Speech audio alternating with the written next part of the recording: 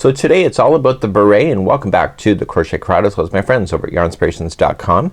So today we have 3 patterns that you see here. They're each the same. So there are 3 videos that will be appearing on YouTube. Each will be their own thumbnail so that you can see that. So if you love this one here and you've just followed this one, you don't need to change that. It's the same video. So all 3 videos for these will be exactly the same. So it's just a matter of changing out the thumbnail. So what we have here is that it's working from the top down. So we're gonna start in the crown area and work our way out and then come back in like this. So what you're going to notice is that when you finish this, this brim here will be a lot deeper on all 3.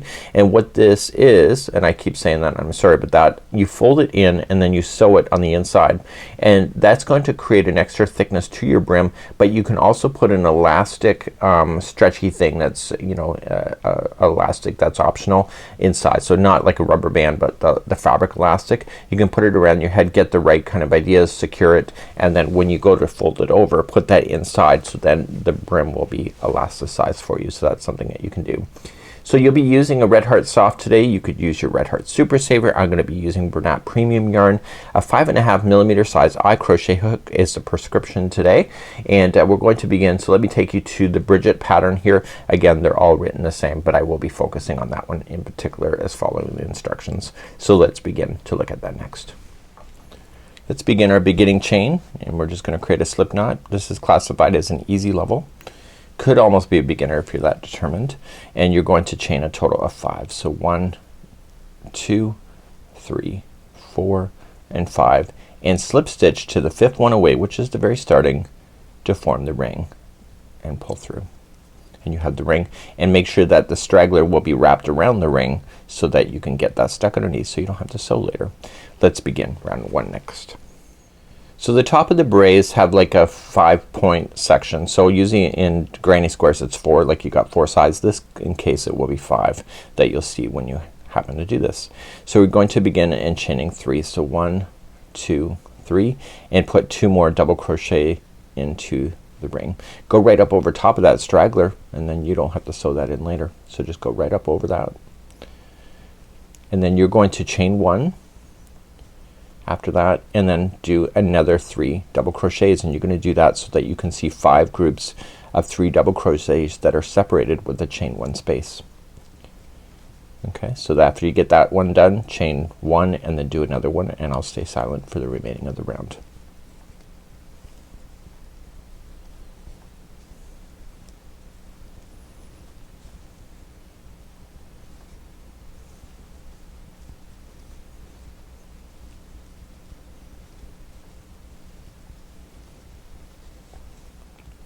So I can see 1, 2, 3, 4 groups, so that would be a granny square. So we want to throw 1 more in. We want 5 groups of 3 double crochet.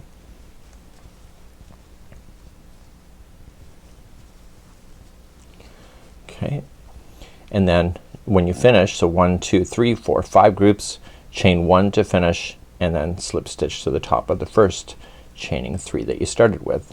Now if you went over the straggler like you should have, then just cut that out now, get that out of your face, and we'll move on to round number 2 next. So round number 2, what we're going to do is that we're going to expand. So right now we have 5 groups of 3. We're now gonna have 10 groups of 3 once we're done round number 2. We're gonna be playing in these spaces that you see right here, and you're also going to play in the middle one of the grouping of 3, and that will give you your expansion. So as we start this one here, we're going to slip stitch to the next double crochet, which is the middle of the group, okay, of the same group that we're in, and then you're going to chain 3 and put in 2 more double crochet in that same one. Then you're going to chain 1 so it expands out, and then come in the space between the next group, and then put in 3 double crochet.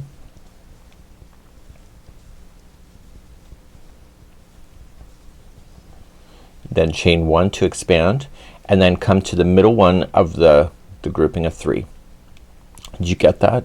So you're playing in the middle one of each of the groups, and also the chain 1 spaces in between, and you make sure that you chain 1 in between these as you're going around. Please do this. This is round number 2.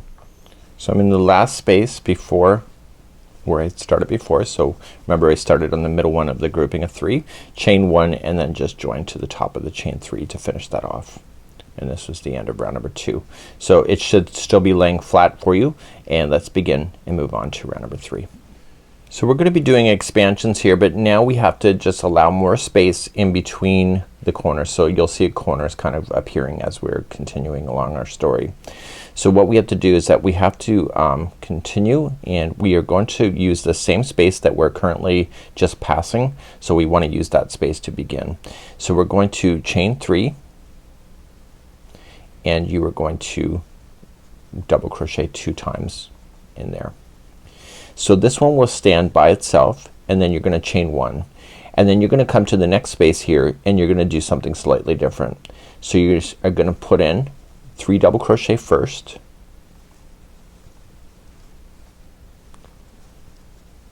and then chain 1, and in the same one 3 double crochet again.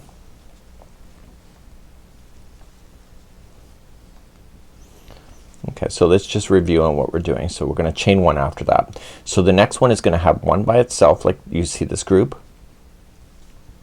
This is important because the remaining of the growth is like this. And then chain 1, and then you'll come to the next empty one, and you'll do the same thing with this special one that you did right here. So that is your expansion. So 3 double crochets to start the journey, and then chain 1, and then 3 double crochet back in the same one. So please do this all the way around. This is round number 3, and as we're progressing you'll see this more and more.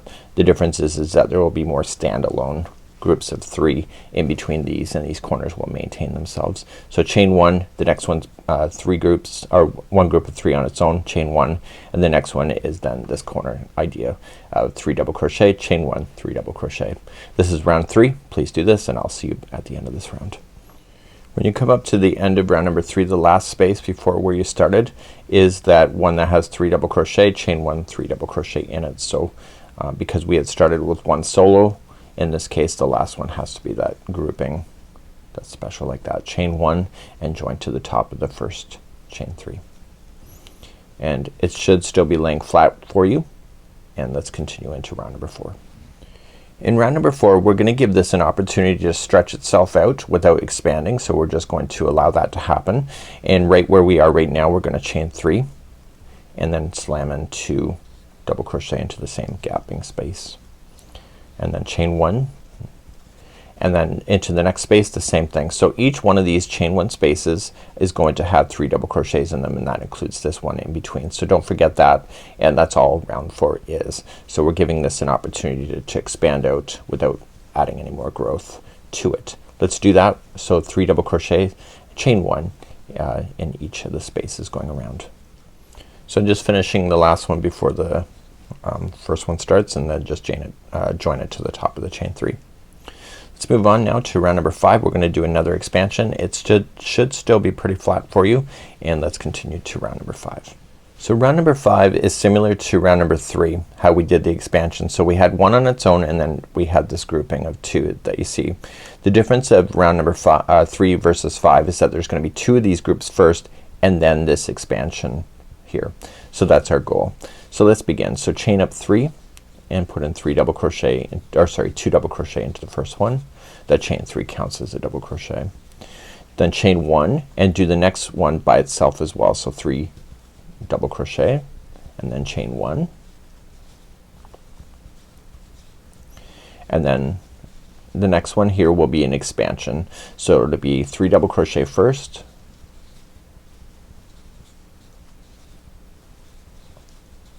chain 1, and then 3 double crochet once again. And that's gonna be your expansion for round number 5.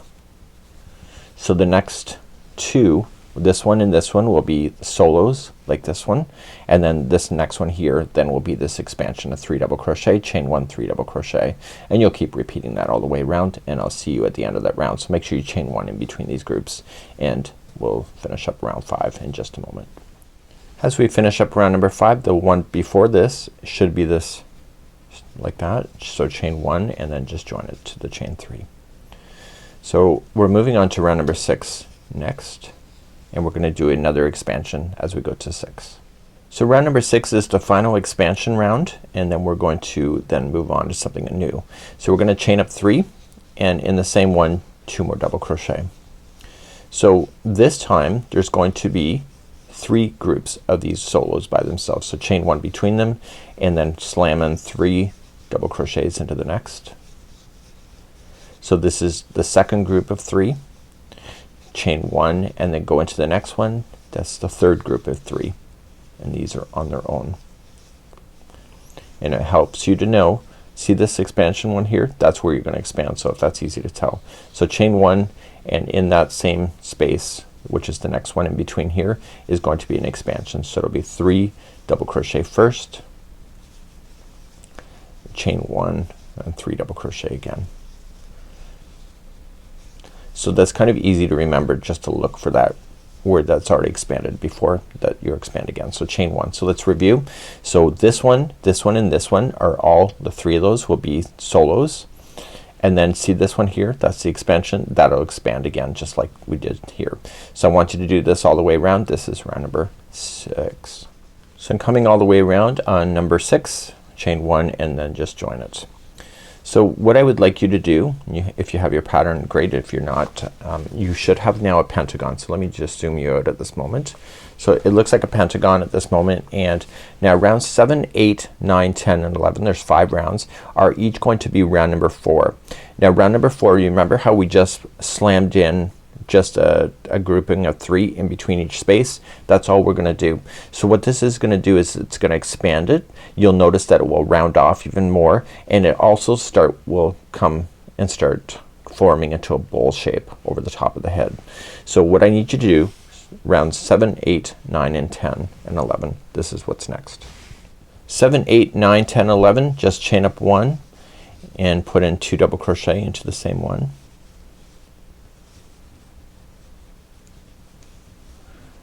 And then chain 1 and then come into the next space and do the same thing. So each space, including the expansion space, is going to have 3 double crochets in them with the chain 1 that separates those, and then when you get around you're just gonna join it to the top of the chain 3 and then begin again. So do 7, 8, 9, 10 and 11 and check it off on your list as you go, and I'll see you at the end of round number 11.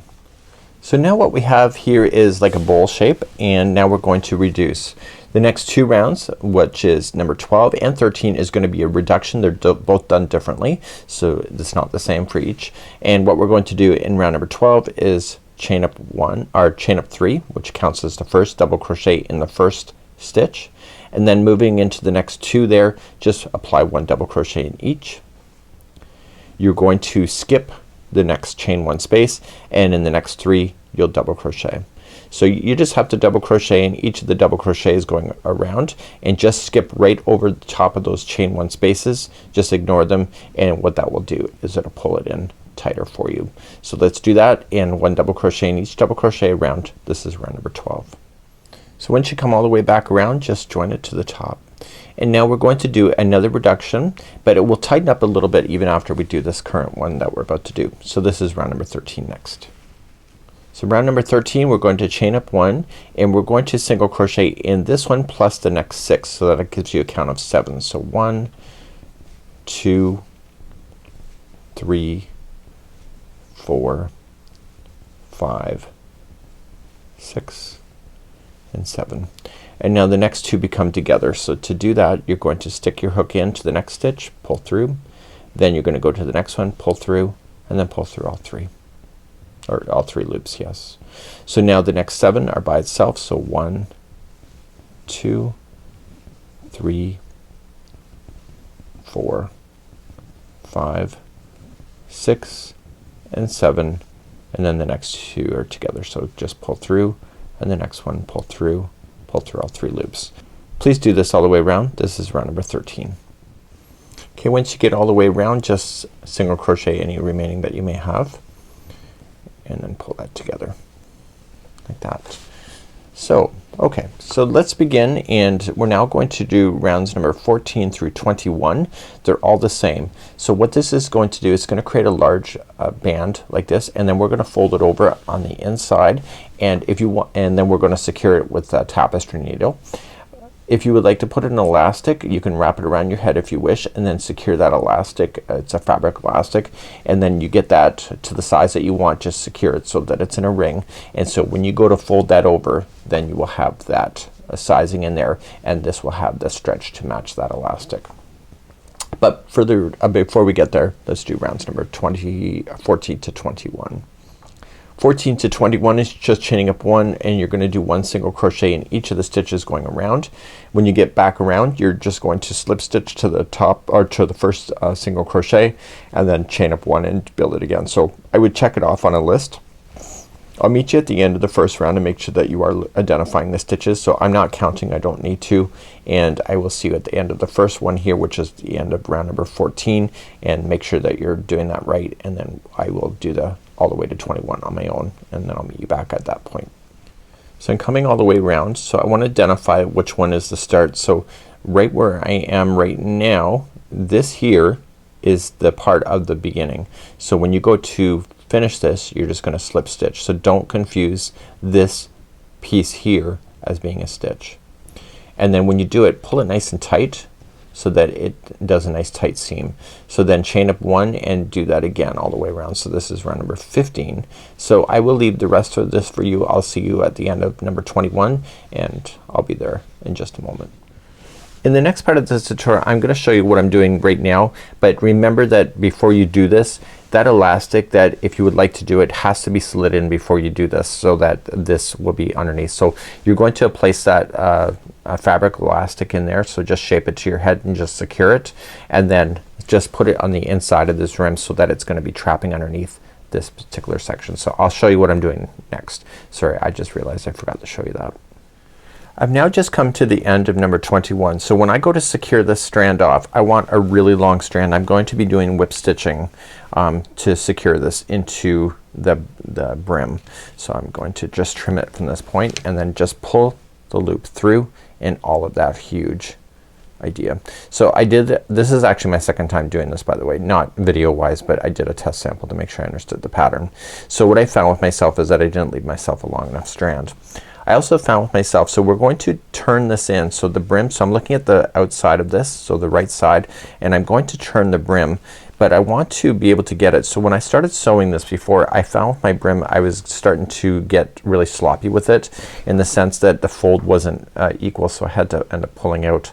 So what I want to do is just with some spare yarn, just go on this round here. So this one here is the reduction round. I want to go this round here, which is round number 14, and I'm going to pull through a spare piece of yarn and then back out the other side on the next stitch.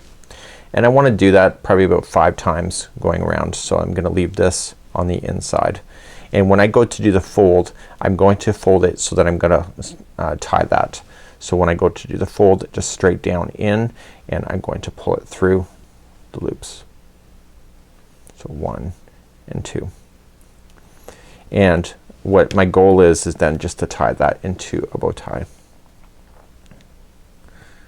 And what this will do is that it will secure that so that it doesn't change position. So I found with myself as I was sewing, then I was starting to sew, so then it was getting smaller and smaller like that.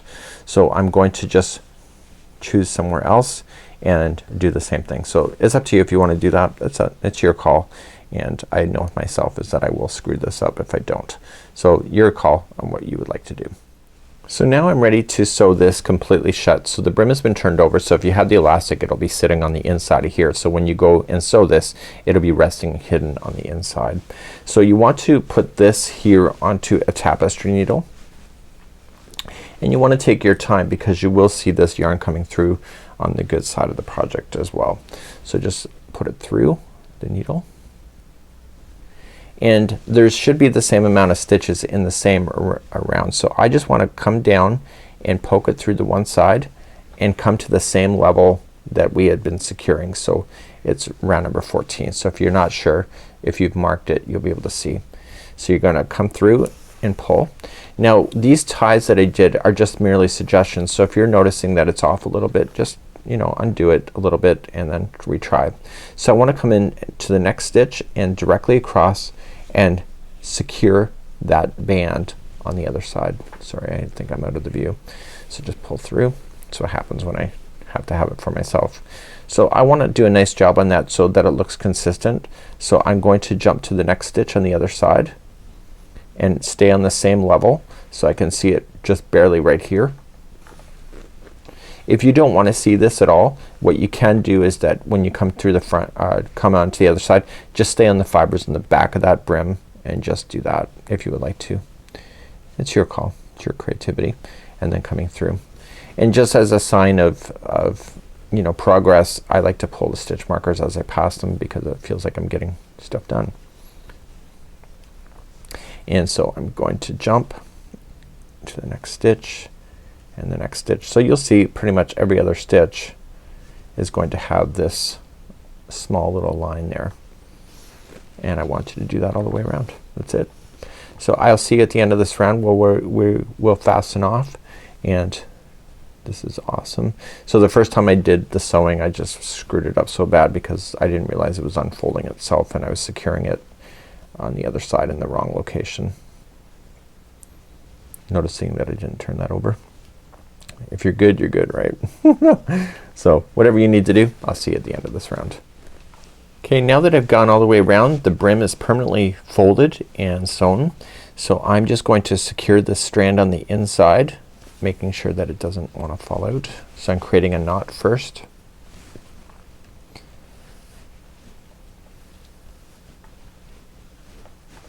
Okay, and then what I can do then is just drag it in and out at of the inside of the brim. So don't make sure that needle doesn't hit the other side of this. So I know from experience. So I'm just gliding it along the fibers that are on the inside of the hat. So back and forth a total of 3 times we'll secure this so that it should never fall out on you. And of course if you need to tie another knot, that's up to you, but you shouldn't have to. So now that it's secured, you can just cut that right into the project itself, and therefore you have a hat to enjoy. So this is pretty awesome, right? So let me just back you out. So this is what we did today. Nice good brim like so, and this is actually my second one. So I got 2 things for the donation box, a red and a blue, and this was my just tester to make sure that I understood the pattern and etc. So whatever you decide to do with your berets, great, good for you. Have a great day, and we hope to see you again right here in the Crochet Crowd, and we obviously have more patterns and stuff coming out in the future. We'll see ya and have a good day. Bye bye.